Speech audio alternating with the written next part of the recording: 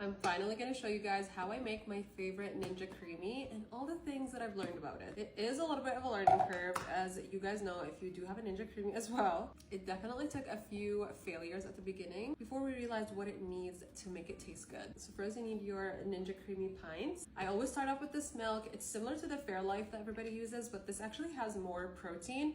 And it's cheaper at the grocery store, so I always grab this one. So I don't measure the milk or anything. First, I'll do like about half the pint. So obviously with the Ninja Creamy, you can make like any flavor and any way you want. The reason I wanted it is to make like high protein, low calorie, low sugar ice cream. So it's like a nice little treat at the end of the night, guilt-free. And now that I'm back at the gym, we're getting back into it. This is my favorite protein powder. This is not sponsored or anything, but this protein powder to me does not have like a proteiny taste. It tastes so good. But the issue with it is in the ingredients, it has xanthan gum. And xanthan gum is like this little powder. I actually have it. It looks like this. Everybody adds like 1/4 teaspoon to their Ninja Creamies to make it creamy. But what I realized is because this already has xanthan gum in it, if I add too much of this protein powder in 1 pint, it will become like so fluffy after I mix it. So the maximum I can do is 1 scoop of this protein powder at a time. But 1 scoop for the full pint, I feel like is not enough. I usually eat like half of the pint in every sitting.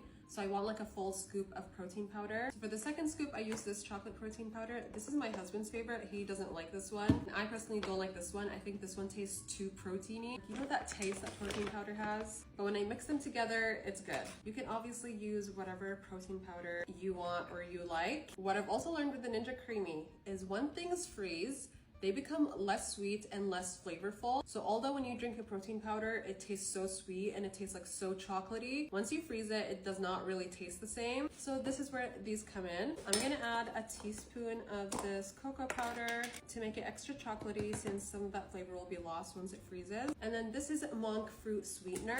This is like a 0 calorie, 0 sugar sweetener. I get the big bag from Costco. That's like the most cost-effective one I've found. I think it's like maybe $20 for like the big bag. Then the best way to mix it is just use one of these handy dandy little mixers. There's still a little bit of space to the line, so I'll just take my milk now and fill it up until it reaches the line. I think my thing needs new batteries because it's not mixing very well. Make sure to get like all the powder that's on the edges. This is why I like to add the milk first and not the protein powder, because if you add protein powder first, it'll get all stuck in the bottom ridges. That is pretty much it. I'll pop the lid on and freeze it. I know people usually freeze it with the lid off for a little bit so that it stays flat and then they'll put the lid on.